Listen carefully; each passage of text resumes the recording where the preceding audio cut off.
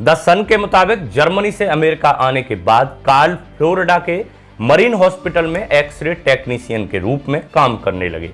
Doctor Karl टेंजलर की माने तो उन्हें बचपन से ही एक सपना आता था जिसमें एक खूबसूरत काले घने बालों वाली एक युवती उन्हें दिखाई देती थी। सपने में उनकी एक महिला पूर्वज भी आती थी और वह कहती थी कि यही युवती तुम्हारा असली प्यार है। बार बार ऐसा सपना आने लगा तो कार्ल ने भी मान लिया कि यही युवती उनका असली प्यार है।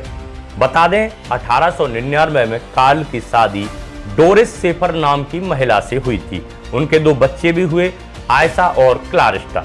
लेकिन पत्नी से भी कार्ल अक्सर उस सपने का जिक्र करते और कहते थे कि उनका असली प्यार वह नहीं बल्कि सपने में आने वाली काले घने बालों वाली युवती है।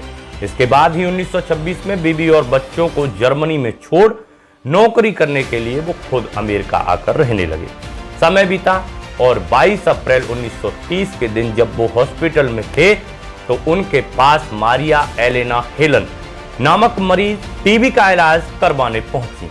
एलेना को देखकर मानो डॉक्टर कार्ल के होश ही उड़ गए, क्योंकि उसकी शक्ल हूबहू वैसी ही थी जो लड़की अक्सर डॉक्टर के सपने में आती थी। एलेना को देखते ही डॉक्टर को उससे पहली ही नजर में प्यार हो गया। डॉक्टर कार्ल टेंजलर ने एलेना का इलाज शुरू किया। इलाज के लिए एलेना अक्सर अस्पताल आने लगी। इस दौरान एक दिन डॉक्टर कार्ल ने उसे अपने सपने में आने वाली लड़की के बारे में भी बता दिया। तब एलेना ने उन्हें बताया कि वह पहले से ही शादीशुदा हैं, लेकिन शादी के बाद जब उसका मिसकैरेज हो गया तो उसका पति उसे छोड़कर चला गया। तब से वह अपने माता पिता के साथ ही रह रही है। वैसे भी 1909 में जन्मी एलेना डॉक्टर कार्ल से 32 साल छोटी थी। उम्र का इतना गैप होने के बावजूद कार्ल उससे प्यार करने लगे थे। वह उसे मन ही मन में अपनी पत्नी भी मानने लगे थे। उस दौरान टीबी का इलाज संभव नहीं था, इसलिए हॉस्पिटल वालों ने एलेना को कहा कि अब वह घर पर ही आराम करे, हॉस्पिटल आने की उसे जरूरत नहीं है। जब यह बात कार्ल को पता चली तो उन्हें बहुत दुख हुआ। वे तुरंत एलेना के घर पहुंचे और कहा कि वह उसका इलाज अपने खर्चे पर उसी के घर पर करेंगे। एलेना के माता पिता भी इस बात के लिए मान गए। अब डॉक्टर रोज इलाज के बहाने एलेना के घर पर आने जाने लगे।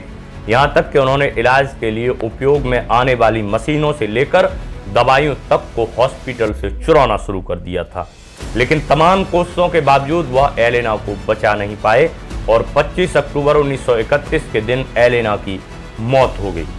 एलेना की मौत से कार्ल को इतना बड़ा झटका लगा कि वे अपने होश ही खो बैठे। उन्होंने सबसे पहले एलेना के माता पिता से अनुरोध किया कि वह एलेना के अंतिम संस्कार का सारा खर्चा उठाएंगे। यहाँ तक कि उन्होंने एलेना के लिए बड़ी सी कब्र भी बनवाई। एलेना की कब्र में बिजली और इंटरकॉम तक लगवाया। उन्होंने कब्र की सिर्फ एक चाबी बनवाई जिसे खुद के पास रखा। उन्होंने एलेना के माता पिता से कहा कि जब भी आप एलेना की कब्र के पास आएं तो बस बाहर से ही उसे देखकर चले जाएं। लेकिन डॉक्टर के दिमाग में अब भी एलेना को लेकर इस कदर पागलपन था। वह रोज कब्र पर जाते और दिन भर रात भर घंटों वहीं बैठे रहते, उसकी कब्र के पास बैठकर उससे बातें करते। एलेना के माता पिता को जब यह बात पता लगी तो वे भी काफी हैरान रह गए। लेकिन उन्होंने सोचा कि समय के साथ साथ डॉक्टर का यह पागलपन ठीक हो जाएगा, पर वो नहीं जानते थे कि ये तो बस अभी शुरुआत थी, आगे तो इससे भी भयानक कुछ होने वाला था। दरअसल 2 साल बाद डॉक्टर को फिर से वही सपने आने शुरू हो गए। उन्हें अब उनकी पूर्वज कहती कि एलेना को तुम घर ले आओ और अपने पास रखो। डॉक्टर ने इस बात पर गौर किया और अप्रैल 1933 को चुपके से कब्र खोदकर सड़ी गली एलेना की लाश को उठाकर वह घर ले आए। किसी को भी इस बात की भनक तक नहीं लगी कि डॉक्टर ने ऐसा भी कुछ किया होगा। अब लाश को तो डॉक्टर कार्ल घर ले आए थे, लेकिन वह इतनी सड़ और गल चुकी थी कि उससे बदबू भी आ रही थी। डॉक्टर ने फिर सोचा कि क्यों ना एलेना की लाश को फिर से नया शरीर दिया जाए, इसलिए उन्होंने मोम की मदद से एलेना के शरीर को बनाना शुरू कर दिया। प्लास्टिक ऑफ पेरिस की मदद से उसके चेहरे को बनाया, आंखों पर 2 कांच के गोले लगा दिए, सिर पर नकली बाल लगाए। बदबू भगाने के लिए वो रोजाना महंगे महंगे परफ्यूम उस कमरे में छिड़कने लगे। रोज डॉक्टर कार्ल घंटों घंटों तक उस लाश से बातें करते, उसके सामने नाचते गाते, उसे अपने साथ सुलाते वह उसे अपनी दुल्हन मानते थे। ऐसा ही चलता रहा और 7 साल बीत गए, लेकिन 7 साल बाद एलेना की बहन ने गौर किया कि अब डॉक्टर कार्ल एलेना की कब्र में आते ही नहीं। उसे न जाने क्यों डॉक्टर पर शक हुआ, तो वह एक दिन अचानक उनसे मिलने उनके घर पहुंच गई। लेकिन यहाँ का मंजर देख वह दंग रह गई। उसने देखा कि डॉक्टर कार्ल ने अपने घर में एक लाश रखी हुई है और वह उससे बातें कर रहे हैं। उसने तुरंत पुलिस को इसकी सूचना दी। मौके पर पहुंची पुलिस ने डॉक्टर को जब इसे लेकर सवाल किए तो उनके भी होश उड़ गए। पता चला कि लाश एलेना की ही है और वह इसे पिछले 7 सालों से इसके साथ ही रह रहे हैं। पुलिस ने तुरंत डॉक्टर कार्ल को गिरफ्तार किया। वहीं लाश का जब पोस्टमार्टम करवाया गया तो शव के अंदर योनि के आकार की एक पेपर ट्यूब भी मिली, जिसके बाद यह दावा किया गया कि डॉक्टर कार्ल एलेना के शव के साथ न सिर्फ सोते थे बल्कि उसके मृत शरीर से वह फिजिकल रिलेशन भी बनाते थे।